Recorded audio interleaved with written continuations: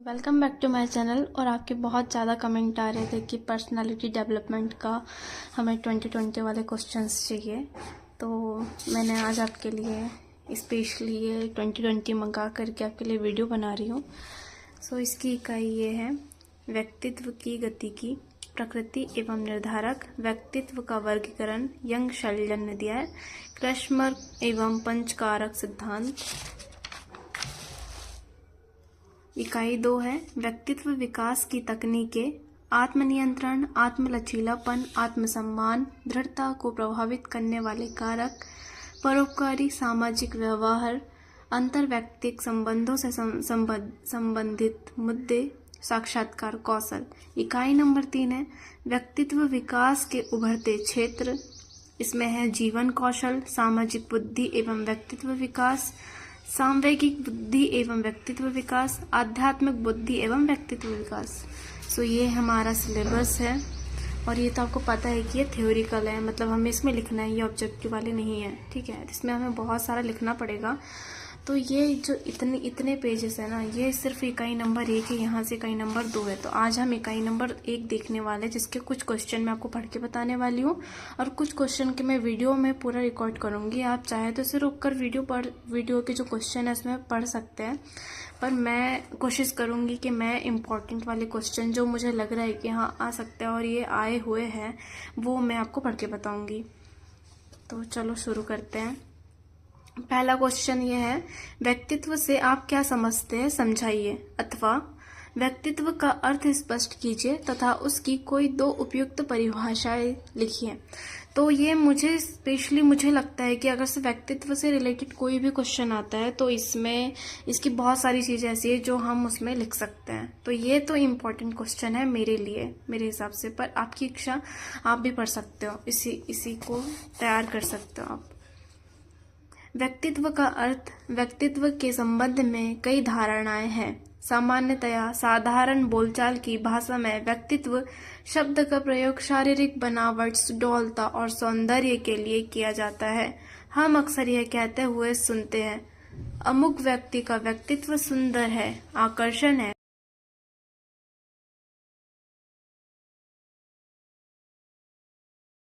तो चलिए अब हम बढ़ते हैं दूसरे क्वेश्चन की तरफ। ये क्वेश्चन है व्यक्तित्व कितने प्रकार का होता है, समझाइए। अथवा में दिया है व्यक्तित्व के विभिन्न प्रकारों को संक्षेप में वर्णन कीजिए। फिर उसके अथवा में है अंतर्मुखी तथा बहिर्मुखी व्यक्तित्व से आप क्या समझते हैं, समझाइए। तो ये इसका आंसर है।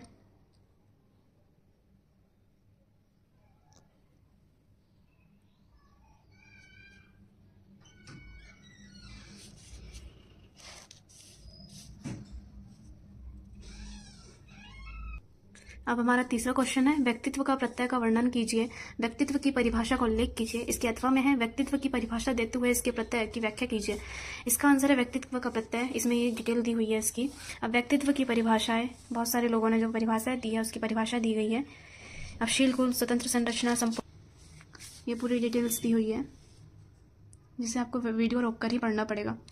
अब क्वेश्चन नंबर 4 पे जाते हैं व्यक्तित्व को प्रभावित करने वाले तत्वों का वर्णन कीजिए। इसका अथवा में है उन तत्वों का उल्लेख कीजिए जिनका व्यक्तित्व निर्माण पर प्रत्यक्ष या परोक्ष रूप से प्रभाव पड़ता है। शारीरिक तत्व, ग्रंथियों से संबंधित तत्व, वंशानुक्रम का प्रभाव, वातावरण का प्रभाव, मानसिक योग्यता का प्रभाव, रुचि विशेष का प्रभाव, सामाजिक वातावरण का प्रभाव, सांस्कृतिक वातावरण का प्रभाव, परिवार एवं विद्यालय का प्रभाव, सांवेगिक तत्वों का प्रभाव, अन्य बातों का प्रभाव। यहाँ तक ये क्वेश्चन आप इसकी डिटेल्स पढ़ लीजिएगा।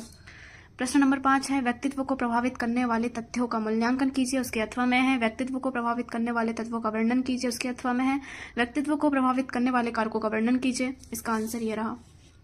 शारीरिक तत्व, ग्रंथियों से संबंधित तत्व, वंशानुक्रम का प्रभाव, वातावरण का प्रभाव, मानसिक योग्यता का प्रभाव, रुचि विशेष का प्रभाव, सामाजिक वातावरण का प्रभाव, सांस्कृतिक वातावरण का प्रभाव, परिवार एवं विद्यालय का प्रभाव, सांवेगिक तत्वों का प्रभाव।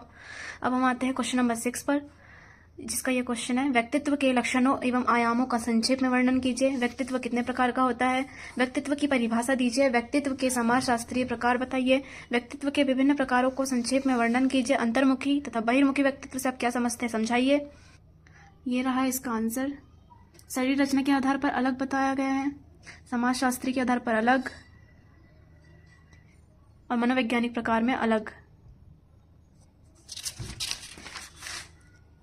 अब आते हैं हम लोग 7वें नंबर के क्वेश्चन पे, जिसमें लिखा है संतुलित व्यक्तित्व की विशेषता का वर्णन कीजिए। संतुलित व्यक्तित्व की विशेषताएं: आत्मचेतना, सामाजिकता, एकता एवं एकीकरण, सामंजस्य, दृढ़ इच्छा शक्ति, निर्दिष्ट लक्ष्य की प्राप्ति की ओर अग्रसर, शारीरिक एवं मानसिक स्वास्थ्य, विकास की निरंतरता। अब हम आते हैं क्वेश्चन नंबर 8 पर। व्यक्तित्व से आप क्या समझते हैं, इसकी विशेषताएं लिखिए। व्यक्तित्व की परिभाषा दी हुई है, इसकी विशेषताएं दी हुई है, 4 विशेषताएं, और ये डिटेल्स दी हुई है। अब आते हैं प्रश्न नंबर 9 पर। व्यक्तित्व के अध्ययन के प्रमुख उपागम कौन कौन से हैं, वर्णन कीजिए। तो ये व्यक्तित्व के अध्ययन के प्रमुख उपागम। अब आते हैं हम क्वेश्चन नंबर 10 पर। व्यक्तित्व के विभिन्न प्रारूपों या प्रारूप उपागमों की व्याख्या कीजिए। व्यक्तित्व के विभिन्न प्रारूप उपागमों की व्याख्या कीजिए। व्यक्तित्व की विभिन्न विद्वानों द्वारा किए गए वर्गीकरण का वर्णन कीजिए।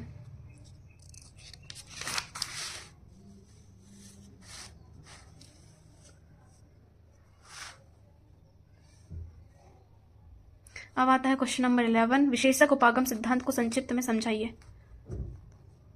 अब आता है क्वेश्चन नंबर 12। जीवन इतिहास विधि तथा व्यवहार परीक्षण विधि को संक्षेप में वर्णन कीजिए। यह जीवन इतिहास विधि से क्या तात्पर्य है, इस विधि के दोष लिखिए।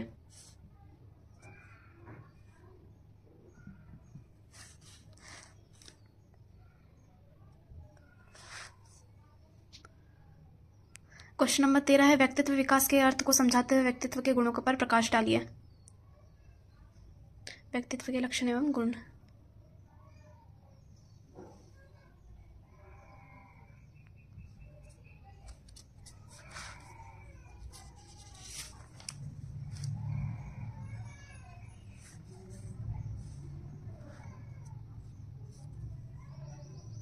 प्रधान गुण, विपरीत गुण। आल्पोर्ट के बारे में बताया गया है प्रश्न नंबर 14 में। आल्पोर्ट का विशेषक सिद्धांत क्या है, संक्षेप में वर्णन कीजिए। यहाँ पे आपको संक्षेप में वर्णन करना है सिद्धांत का, जो फुल डिटेल इसमें दी हुई आप पढ़ो। कैटल के व्यक्तित्व कारक सिद्धांत को संक्षेप में से समझाइए। व्यक्तित्व के पंचकारक मॉडल क्या है? अनुभवों के लिए खुलापन, बहिर्मुखता, सहमतशीलता, तंत्रिका ताप, अंतर्विवेकशीलता। अब क्वेश्चन नंबर 17 है। व्यक्तित्व के पंच आयामी सिद्धांत का वर्णन कीजिए। तो यह है बहिर्मुखता, सहमतशीलता, कर्तव्यनिष्ठा, स्नायु विकृति, अनुभूतियों का खुलापन, संस्कृति। क्वेश्चन नंबर 18 है। व्यक्तित्व के स्वरूप के संदर्भ में आइजेंक का क्या योगदान रहा है, स्पष्ट कीजिए।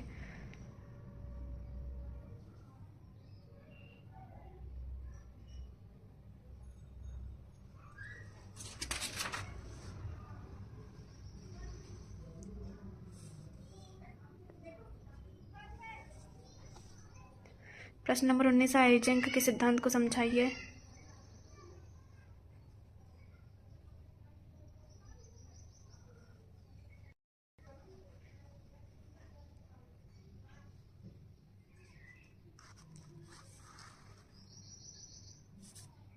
आज के लिए बस इतना ही, देखते हैं नेक्स्ट पार्ट में। Thank you, best of luck.